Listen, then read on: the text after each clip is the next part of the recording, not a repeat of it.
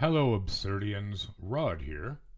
Here is our bonus episode, which was meant to be published on January 17th. However, owing to a couple of issues, we were unable to release it on that date.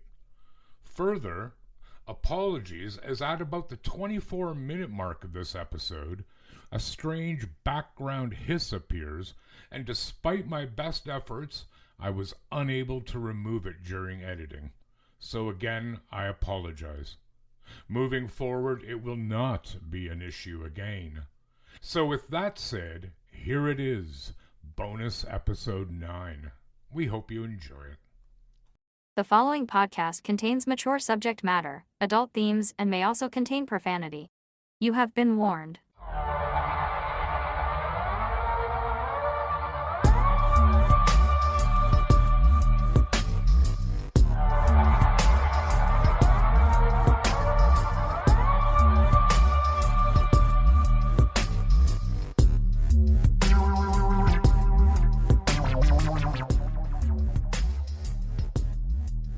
How do, Absurdians? Welcome to the show. Hopefully you're coming back, but if not, if this is your first time, a big hello to you. Hello. Hello. Yes, so this is, of course, The Absurd, a show where we look at things absurd mysteries, history, strange goings-on. You better believe we got absurdities. Mm-hmm. That over there is Mel. Hi, Mel. It is Mel. That over there's Rod. It is. How goes it? It goes well. Yeah? All right. Yeah. It's like I just saw you. I know. She says that because we just finished recording our regular episode. Like not 5 minutes ago. Yeah. Here we are again. Here we are again Once more with a bonus. into the fray, good boys. Yeah, and we're doing this one because, as you may be aware, we had to cancel 2 recording episodes. Let's take that again. As you may be aware, we had to cancel 2 recording sessions. One because of ridiculous weather, and the other one because of a ridiculous head cold by herself, Mel. Yeah, she wasn't happy about it. No, I was not. If you want to hear how she sounded, listen to our re-release from 2 weeks ago. It was good times. Yeah, it sounded hot, guys. You should tune in. Yes. So we're going to be pretty lean on the news here because we don't really have any. No, we don't really have any. You just get us. Yeah, we covered it in the episode we just recorded. And if you're curious about the outcome of the contest, it's in there. It's at the beginning of the regular episode, which came out January 14th. This episode will be coming out on the 17th of Janvier. Janvier. Yeah, it's a good month. That's German. No, it's French. Yeah, that's right. Oh, I haven't forgotten. Yeah. Would you like to tell the boys and girls how old you're going to be? No. Okay. That's okay. I know how old she's going to be. No. I'm not going to say. No. Not gonna 35? say. I don't know, something like that. Sorry? 35? Yeah. 36? Wow, I've lost track. That's on the way. Like you'll pass by those numbers on the way. Yeah. Yeah. Good times. Yeah. My friend Evelina has something planned for that, but I don't know what it is yet. Well, you shouldn't know. It's a surprise. Yeah, I know. On the night of? Yeah, because it's a Saturday this Is year. it? Mm-hmm. Yes, it is. Huh. All right. Well, that week of recording, I'll take you out for a birthday snackarino. All right. And drinky like drinky snacks. poo. Do you know who Chuck Norris is? Yeah. You know how there's jokes about Chuck Norris? Yeah. Want to hear my 2 favorite Chuck Norris jokes? Do I have a choice? No. I didn't think so. This isn't a favorite, but I did just read it. Okay. Chuck Norris threw a hand grenade and 50 people were killed. Then it exploded. But here's my favorite Chuck Norris joke. Chuck Norris doesn't sleep. He waits. Jesus Christ. Wow. Those are quality jokes, man. Chuck Norris is a dick, though. Is he? Yeah, he's pro-Trump big time. Same with Sylvester Stallone. Hey, you want a piece of me? my Sylvester Stallone. The place where I work out. Yeah. I won't say where it is, but In case somebody wants to come and watch you. well, they might be creeping in windows. I don't know. We had that happen. Come on. Yeah. So I'll tell that story too. So when there's a group of us girls, we get together 3 times a week, and we have our wonderful, amazing, pain in the ass coach, Bev Reed. She was the one that sent the yes. What was that? Apple cider vinegar. Yes, that one. For our drinking. What will we drink next? Yes. Uh-huh. So we were working out in a gym at that point in time, and they had, gyms have big giant windows for whatever reason. For whatever reason. And we work out very early in the morning, so like it's dark. 5 a.m. Yes. So it's not 5 a.m. But anyways, so it's still dark. Yeah. Many times. Yeah. And there'd always be a car that would drive by thinking we can't see them, and they would stop on the road. We're like, what are they doing? You want to know? No. Right. Is it Whack Job? How do I know? Oh, back from the yeah. From our last episode, we talked about a guy named Whack Job. Yeah. It was interesting. Creepy. It was interesting. Creepy. Yeah, Bev chased it one time, and really, like ran down the road. It was a whole thing. It was a whole thing. Sweet. Yeah. Good for her. Yeah. Throwing dumbbells as she went. Yeah, she probably can. Really? That'd be pretty cool to watch. Sounds pretty strong. Yeah, she is pretty strong. I'm scared of her. Yeah, you should be. I threw a ball at her today. That was good. Like, was she facing you? No. That was fucking uncalled for, wasn't it? Wait, let's say that was uncalled for, wasn't it? No. She deserves every bit of it. Did she mind? No. Oh, okay, good. All right, but she likes the abuse. Your main story. What was my main story? Oh yeah. So this morning when we went to the gym, someone had, and I'm assuming it's not the owner of the building, someone had taken a sticker of Donald Trump, but he looked like Hitler, and they had stuck the sticker to her window. Like when you go into her business, yeah. And I'm like, dude, that's not cool, man. I mean, cool accurate, but it's still not cool. No, stick it on your own damn window. That's right. No. I'm like, that's why not cool. was that there? I'm assuming she didn't put it there. I agree with the sentiment. Sure. But yeah. You don't deface other people's stuff over your opinions. No, so I don't know what was going on there, but anyways. You should now. If there was do you have punching bags that are hanging bags? No. I just thought a brilliant idea. What's that? You know, the hanging bags. You know what I mean? Yeah. Make one looks exactly like Trump. I'd be kicking the shit out of that thing every day. Yeah, dude. My mom and dad used to have one, like the small one where you're like... That's a punching bag. Like that? Yeah, like a rabbit punching bag. Yeah, those are fun. They are fun because you got to get a rhythm. Yeah. Right? Yeah. I just gave her a side eye. Anyways, yeah. Where were we going with that? How do I know? I don't know. Here we are. You were saying about I don't know how we got on that topic. I don't know how we got on that. We're losing it, dude. Yeah. Anyways. Right. Shall we leap into a story? Let's get into it. Okay.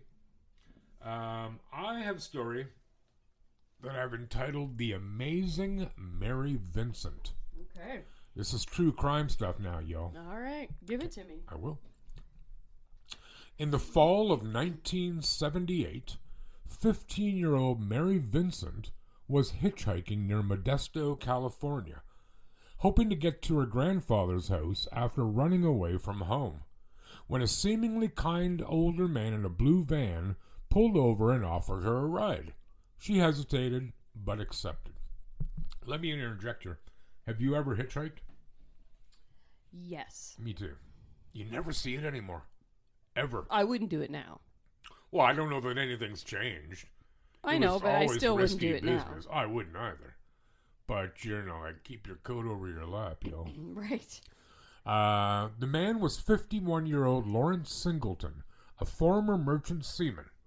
After stopping briefly to pick up other passengers and being refused, Singleton continued alone with Mary, eventually turning off onto a deserted road. That's when her instinct turned to fear. Remember, she's 15. She's a bloody kid. Mm-hmm. Singleton knocked Vincent unconscious, stripped her of her clothing, and bound her tightly. He sexually assaulted her repeatedly, ignoring for hours her cries and pleas to be set free. Makes me furious. Ugh. You want to be set free? I'll set you free, Singleton said the next morning. He pulled out a hatchet and severed both of Vincent's arms and threw her down a ravine and left her for dead. But Mary Vincent did not die. Instead, she heard a loud, persistent message in her head. I can't go to sleep, she recalled thinking, per an interview with Open Ceilings magazine.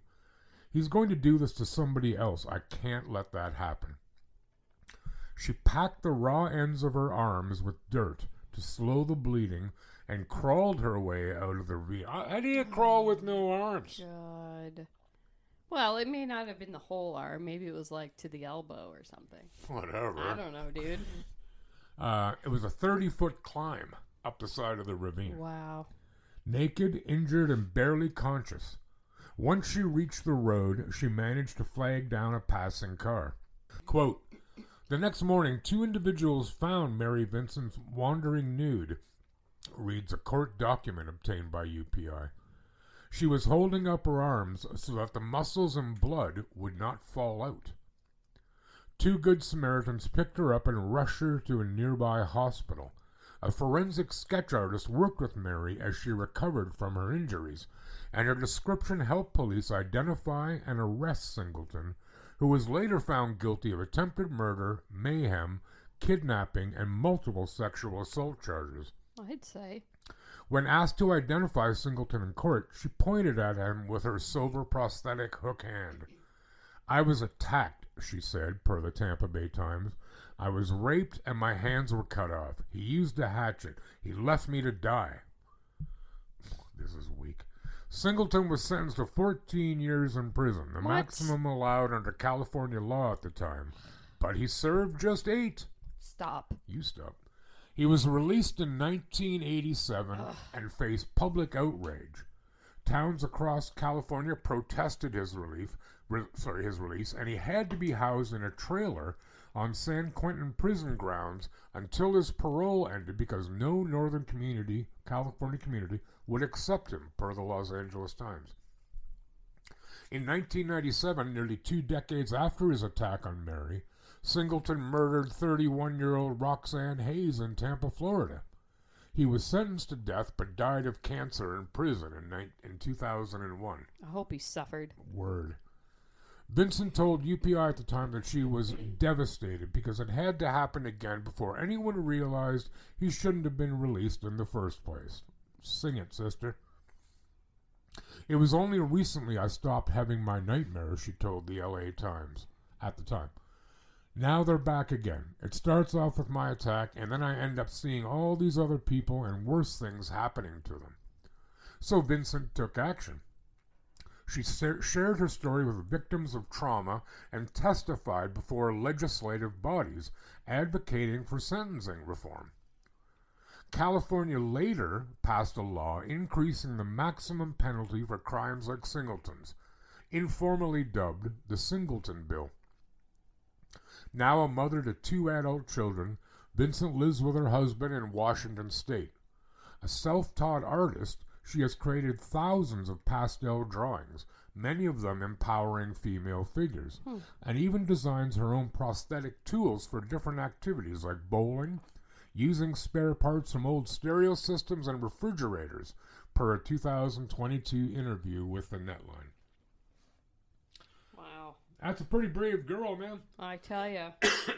At 15, too. Yeah, that's what I'm saying. Push her way through all that and... Survival instinct is strong, can't dude. even imagine. Can't. Fight or flight. You know? Just brutal. Yeah. But this is what pisses me off. Soapbox time, everyone. Soapbox. Time for Rod to have a monologue. Somebody like that dude, he's messed up. He's got mental health issues. Yeah. No question. Well, yeah. To do that to somebody else? Right. And I've said this before. I'll say it again. I have absolute sympathy for anyone with a mental health issue. Sure. Until you act on it and hurt someone else. Yes. I no longer care about you. No.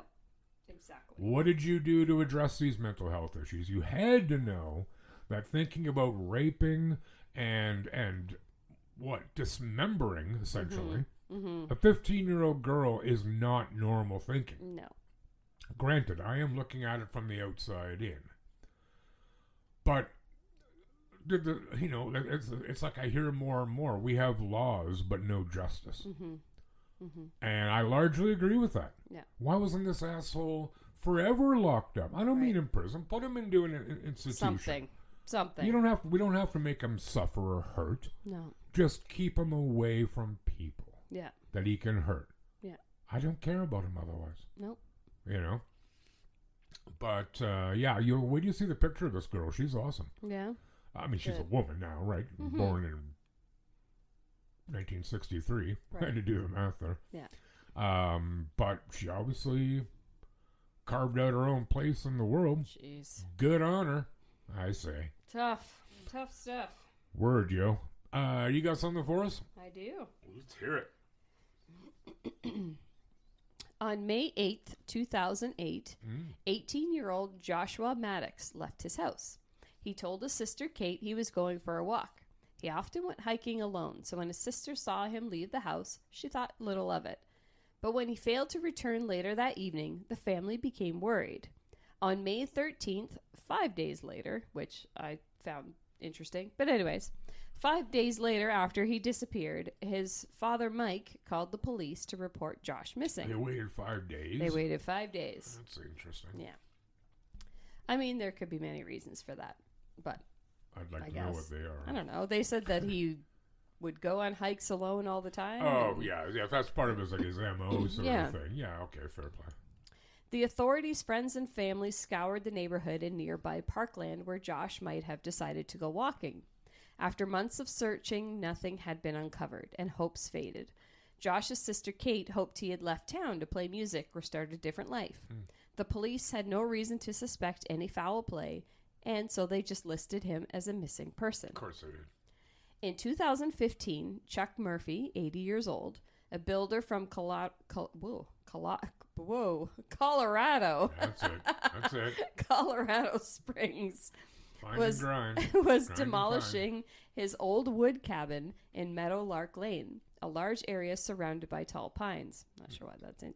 Anyways, the cabin hadn't been used for a decade and had fallen into disrepair. Chuck decided to demolish it to make way for property development. And in August 2015, demolition work started. Chuck's brother had lived in the cabin until 2005, but since moving out, it had become a storage facility and was rarely visited.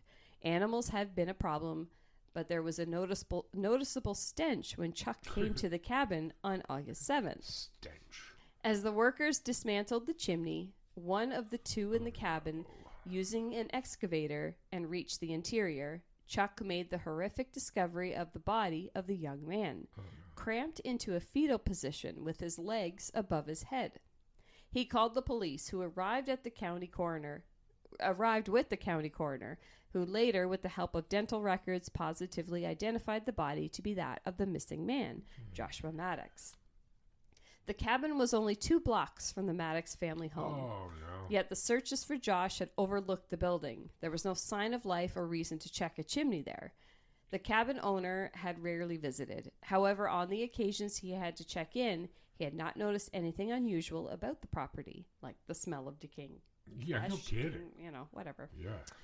Since the cabin stood centrally in a large plot of land surrounded by tall pines around 50 feet from the road, police suggested that with no adjacent homes, if Josh had cried for help, no one would have been able to hear him regardless. The Teller County coroner, Al Bourne, did an autopsy and found no evidence of any drugs in Josh's remains. He said the hard tissue showed no signs of trauma. There were no broken bones, no knife marks, there were no bullet holes. There are so far no answers to the number of things. It is very confusing. It was not an instant death. How did he die is only a matter of speculation. No. But we know he did not starve to death because that takes many weeks. So then you go down the chain and you can have dehydration, which can also take a few days. And the other thing would be hypothermia, which would only take a day or two. We have no evidence to say which one came first. On September 18th, 2015, Bourne made the ruling of an accidental death. However, there were many discrepancies. The chimney was built 20 years before and was fitted with a thick wire mesh that hung from steel hooks to keep animals out and debris from becoming lodged. However, it was not there when they found Joshua's body. It was not only the rebar that caused doubt about the original autopsy. For example, a large wooden breakfast bar had been torn from the wall in the kitchen and dragged over to block the chimney from inside the cabin, which raised further suspicions. Yeah. If the breakfast bar had been torn from the wall, then who had done it and why? Josh's body had also been found in a fetal position, with his legs above his head and disjointed from his torso. He must have entered the chimney head first to get into such a position. This was one of a somewhat unusual position, and Bourne had earlier commented that he thought it would have taken two people to position him in such a fashion. What was even stranger was that when Josh's body was found, he was wearing only a thin thermal shirt, and his clothes had actually been found inside the cabin, folded up next to the fireplace. Bourne said of this evidence, "This one really taxed our brains. We found his clothing just outside the firebox. He only had on a thermal t-shirt. We don't know why he took his clothes off, took his shoes and socks off, and why he went outside, climbed the roof, and went down the chimney. It was not linear thinking." Chuck Murphy, the cabin owner, said, "It's a real mystery, a tragic, terrible story. All I know is that he did not go down that chimney. He got in the fireplace and went up. But why? I think it will remain a mystery, one of those sad stories." So they still don't know what happened to this poor boy. They just found him upside down in a chimney. Yeah. With just a shirt on. Yeah. Like, weird. Yeah, and the breakfast bar that had been torn off the wall was in front of the fireplace. Yes. So he obviously didn't do that. No. Right. No. Yeah, the whole thing is just it's a weird story. There were so many pieces to this, so I had to pick certain things, but it's a huge story of all the different things and stuff, right? But like, I mean, some of it might be able to be explained. 18 is a pretty good age for schizophrenia to start coming on, which could explain some. I mean, the removal of clothing, except for the shirt. Yeah. Possibly the climbing up the chimney. Because I was going to say, like, did he go down the chimney? Why on earth would you wouldn't go head first? Right. Right? Yeah. So then when the guy said no, he was going from the bottom up, okay, that makes that more sense. But right. But he's upside down, though, in the chimney. So he would have crawled up backwards. Right? What? Like he was face down in the chimney. Well, he might have repositioned in the chimney. Maybe. Because he was in the... But, again, why? And yeah, it seems unlikely that there wasn't other people involved. Yeah. It kind of does sound a bit like a lackluster police job, doesn't it? Well, yeah. Like, not... well, it's closed. I mean, closing cases matters, but I think solving them They did look for a few more. months, though. Or you mean when they found him? Well, I mean, they looked for a few months, but this cabin was 50 feet off the road. No. It's not like They didn't even look. It's not like it's Blair Witch, for Christ's sakes, where it's buried deep somewhere. Right. Like, you're checking everywhere else, presumably, but let's not look there. Right. I'm hungry. You know, like they probably wouldn't have saved him. Right. But there would have been more clues, most certainly. Yeah. Right? Whatever. Dude, that's creepy. Weird. I don't like it. I mean, I like the story. I don't like it. Poor Josh. Josh? Yes. Is that his name? Yeah. Hey, you ever had surgery? Like, ever had any parts of your body removed? Other than the two I'm aware of. Oh. You don't have to mention Other than that, other than a couple babies? Oh, yeah, of course. I guess they were removed. Well, I meant parts of your body, like... No. Right. You still have your tonsils? I still have my tonsils. Still have your appendix? Yeah. Right. I don't have my tonsils. They took them out of everybody back then. I think they were collecting them. I've never had appendicitis. I'm absolutely certain I don't want it. But, anytime I've needed anything I went to the doctor, right? Went to Emerge, got taken care of. That's right. Maybe you have to wait a while, but didn't cost me nothing. That's right. Yeah. Put that in your opium pipe and smoke it. Well, we're going to go, where Antarctica is? You ever heard of it? Yeah. Okay. So during an expedition to the Antarctic, Russian surgeon Leonid Rogozov became seriously ill. He needed an operation. And as the only doctor on the team, he realized he would have to do it himself. As the polar winter rolled in, 27-year-old Leonid started to feel tired, weak, and nauseous. Later, a strong pain developed on the right side of his abdomen. Being a surgeon, he had no difficulty in diagnosing acute appendicitis, says his son Vladislav. It was a condition he'd operated on many times, and in the civilized world, it's a routine operation. But unfortunately, he didn't find himself in the civilized world. Instead, he was in the middle of a polar wasteland. Rogozov was part of the 6th Soviet Antarctic expedition. A team of 12 had been sent to build a new base at the... Oh my God, I can't pronounce... What? Build a new base at their Shirmasher oasis. Oh. When you picture an oasis, what do you picture? Like a beach. A beach? A spa oasis. Where, and what kind of geography do you usually picture it the in? Caribbean? Well, I picture it in a desert. Surrounded by sand, but you're like, oh my God, there's trees and there's water. I don't picture an oasis in Antarctica. No, probably not. Clearly, I don't know the term. There's no way in God's name I can begin to pronounce this Russian word. It's longer than the alphabet.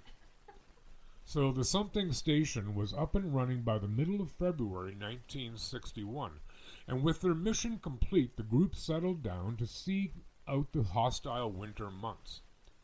But by the end of April, Rogozov's life was in danger, and he had no hope of outside help. The journey from Russia to the Antarctic had taken 36 days by sea, and the ship wouldn't be back for another year. Flying was impossible because of the snow and blizzards. He was confronted with a very difficult situation of life and death, said his son. He could wait for no help or make an attempt to operate on himself. Yeah, I don't like this. It was not an easy choice.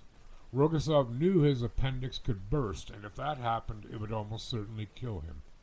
And while he considered his options, his symptoms got worse. He had to open his own abdomen to take his intestines out, said his son. He didn't know if that was humanly possible.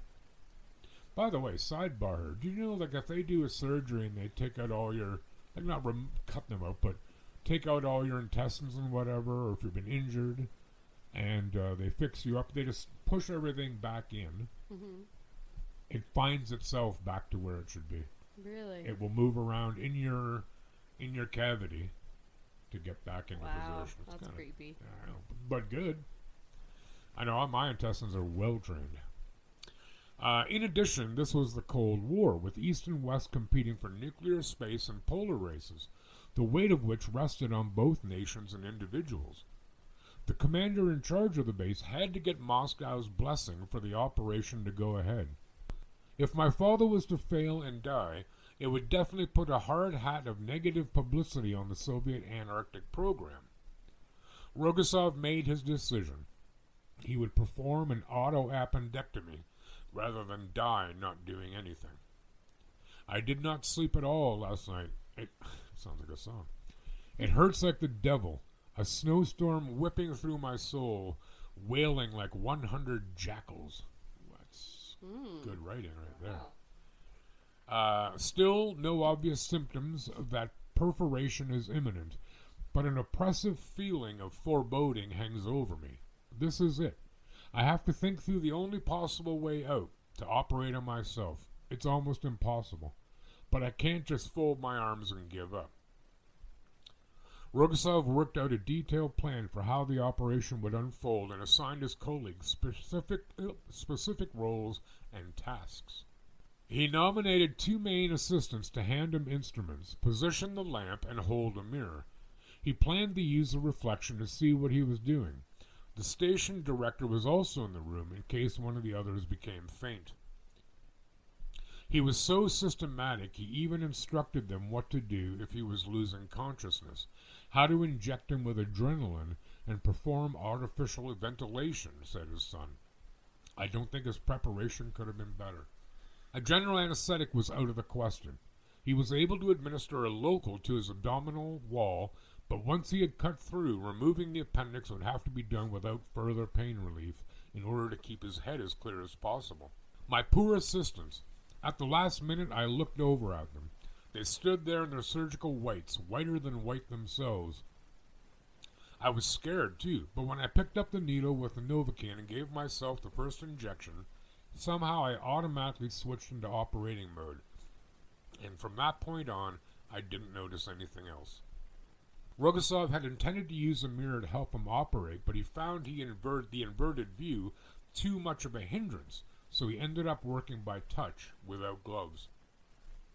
As he reached the final and hardest part of the operation, he almost lost consciousness. He began to fear he would fail at the final hurdle. The bleeding was quite heavy, but I take my time. Finally, here it is, the cursed appendage. With horror, I notice a dark stain at its base. That means just a day longer and it would have burst. Oh, man. My heart seized up and noticeably showed. My hands felt like rubber. Well, I thought, it's going to end badly, and all that was left was removing the appendix. But he didn't fail. After nearly 2 hours, he had completed the operation down to the final stitch. Then, before allowing himself to rest, he instructed his assistants how to wash surgical instruments, and only when the room was clean and tidy did Rogasov take some antibiotics and sleeping tablets. It was a staggering achievement. Most importantly, he was relieved because he had another chance to live, said his son. Rogasov returned to his normal duties just 2 weeks later. So what do you think? Wow, I can barely remove a, hangnail. Do you think you would perform surgery on yourself? I don't think I would. But I also don't know how to do it, so... Well, that's true, too. I mean, I could cut myself open, but that's about as far as Yeah, and then I'd be like, oh my god, dead. Yeah, that probably wouldn't solve the problem. But yeah, that's, I guess, what's his choice, right? Well, you're going to most likely die anyways if And your in appendix agony. bursts. Yeah. Right. So you might as well try. He's a tough bugger, that dude, eh? Yeah, we should have him on the show. Okay. He might be dead, though. He might. That was 1961 or 62, so, Yeah, he probably is. They don't live as long in Russia as we do. Hey, Mel, Hey. you got a story for us? I do. Really? Yeah. This one's spooky. Oh, really? Yeah. Me like spooky. It's a little spooky. Like the spook. Do you ever have that feeling sometimes where you feel like there's someone behind you? Yes. Do you ever get that Of course. eerie feeling? Everybody does, yep. Yeah? Yep. I don't like it. Or like you're coming up from like a dark basement and you're coming up the stairs. Oh, and yeah. But you all of a sudden feel like you need to run. You're like, oh my that's different, though. That's a little bit of misplaced fear god. Sure. from watching horror movies. But that sensation, because you can feel when somebody, I don't even really know how we do it. When someone's coming. Well, or if they walk even like perpendicular to your path and cross you behind, even if it's like, 10 feet away, you might pick up on it. Yeah. I don't know how exactly. I don't know Yeah. the science of that. But that's just a natural. Yeah. It's like my husband says sometimes that, because I always go to bed before him, and he's always like, how do you hear me? And I'm like, I just know you're there. I sense you there. Like when he comes into the room? Yeah, like when he comes to bed. Okay. Whatever hour he comes to bed, and I could be completely asleep, Right. and I wake up. Not all the time. No. But I'll wake up, and he'd be like, how did you know? He's like, I didn't make a sound. I'm like, I just know you're there. Right. I feel Yeah. your presence in the room. I'm sure that's really, really, really old pre-human stuff. Sure. Yeah. Like from whatever... Like fight or flight kind of stuff, too, right? Like for defense predators and all mechanism. that. Yep. Yeah, For sure. You don't get bushwhacked. So I'm just bringing out my caveman. That's what I'll tell him. A what? My caveman. Oh, caveman. Yeah. I thought you said a cave fan. I'm like, what the hell is a cave Cave-fan? fan? Oh, it's not like K-pop stuff. Thank God. No, I'm just kidding. All All right. right. Lay it on us. So, all ears. just for a second, let's imagine. It's 3 a.m. on a random Tuesday. Okay. You're walking down a long, dimly lit hallway Okay. in your apartment building. So you're walking down the hallway. Oh, dear God. You're alone, Uh-huh. or you should be. Mm-hmm. But as you turn the corner, you feel a sudden, jarring certainty. Someone is right behind you, God. just to your right, closing the gap. You can practically feel them bending over your shoulder. Oh. You whip around, heart hammering in your ribs, but the hallway is empty. Mm. Spooky. It's spooky. You aren't losing your mind. Well, you might be. Wow. You've just experienced a presence hallucination. Hmm. One of the most common and eerie glitches the human brain can produce. For years, we called this the third man factor, or a felt presence. Okay. Famous explorers like Ernest Shackleton reported it. Famous explorers like Ernest Shackleton reported it while starving and freezing in the Antarctic. Huh. Hey, Antarctic again. Wow. Feeling an invisible fourth member on their team walking beside them. But as of late 2025, neuroscience has much more grounded and perhaps even stranger explanation. Researchers have found that this phantom is actually you. Specifically, it's its breakdown of your brain's functional network. In a study published in Brain Communications, it's cool, in 2025, scientists identified a specific subnetwork of reduced connectivity in the brain that connects how we move with how we pay attention. When you're exhausted, stressed, or lonely, the brain's predictive processing misfires. It sends out a signal to move your arm, but it fails to recognize the sensory echo of that movement on its own. To resolve this confusion, your mind creates a separate entity to own those sensations. It conjures a stranger standing in the shadows just to make sense of your own presence. But here's the newest twist from the world of spooky science. A September 2025 analysis of over 580 individuals found that these hallucinations can actually be induced in a lab using robotics. By creating a tiny delay between your hands' movements and a robotic touch on your back, scientists can make anyone feel like a ghost is in your room. Even weirder, people experiencing these hallucinations actually start overcounting the number of people in the room. Their subconscious mind literally adds the phantom into the tally, even if you can't see it. So if you feel that prickle on your neck tonight, remember, it's likely just your brain trying to make sense of itself. If not a spirit from the past, it's a phantom of your own making, walking exactly 2 steps behind you. That's really cool. Yeah. That is really cool. Yeah, so they have this whole machine that when I was looking at this article, that they hook people up to this machine, and just your responses to certain sounds and movements can make it feel like someone's just there behind you. Like I've had that so if I'm working at home, like I'm upstairs by myself and my back is to my door, and I hate that. I hate that feeling. Right. And every once in a while I look over my shoulder because I feel like somebody is there. And it's a spooky feeling, and the more I read on this, that's actually a big indicator, like if it's happening like all the time. Yeah. People with Parkinson's. Really? Yeah. They have a lot of those types of episodes happening. Interesting. Yeah. You have any Parkinson's in your family? Mm-mm. That's good.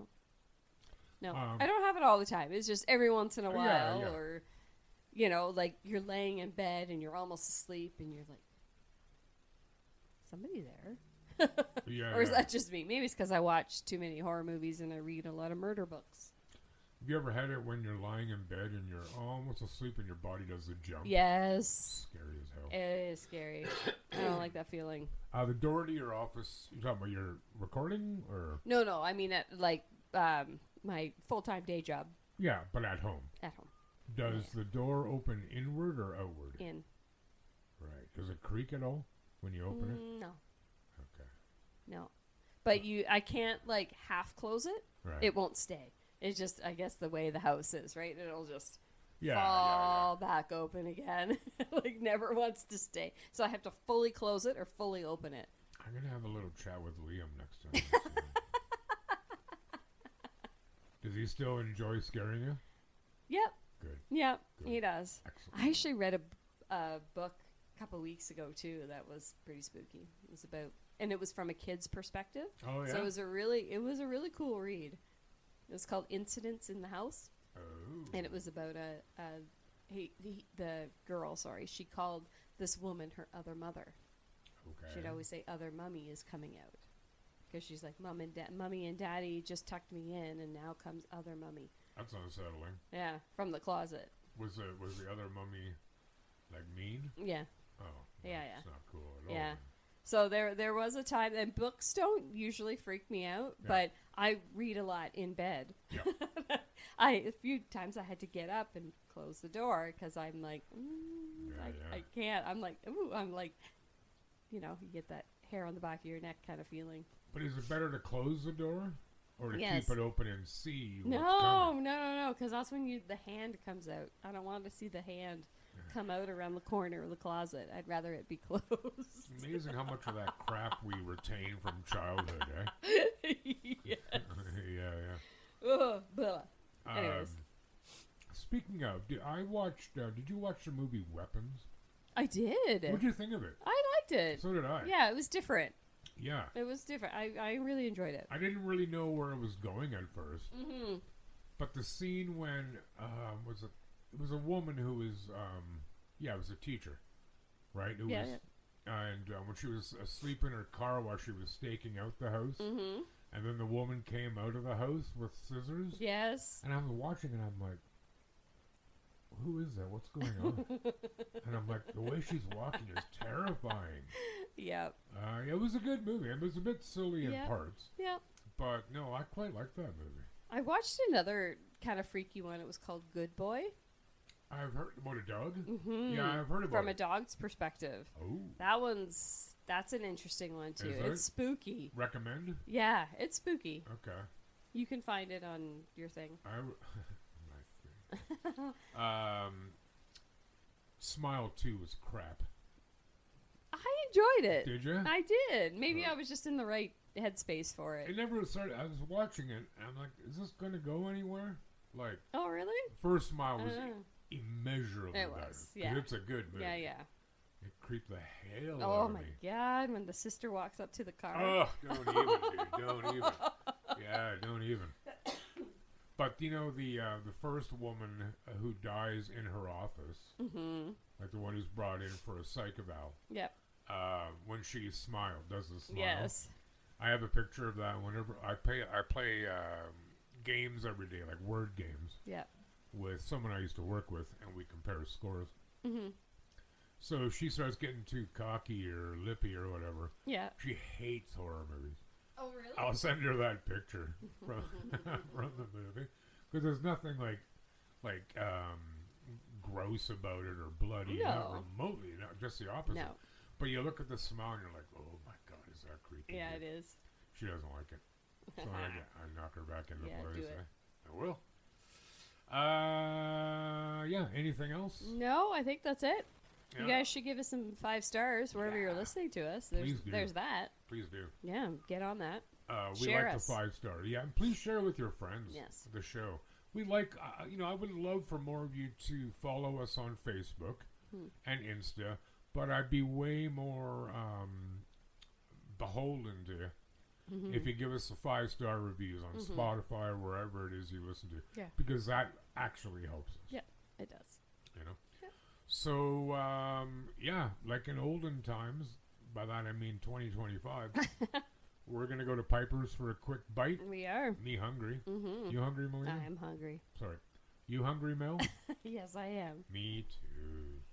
So, anyways, we will see you next week. Give our other episode a listen. Came out Wednesday. And in the meantime, take good care of yourselves and one another, please. Bye. Goodbye to you.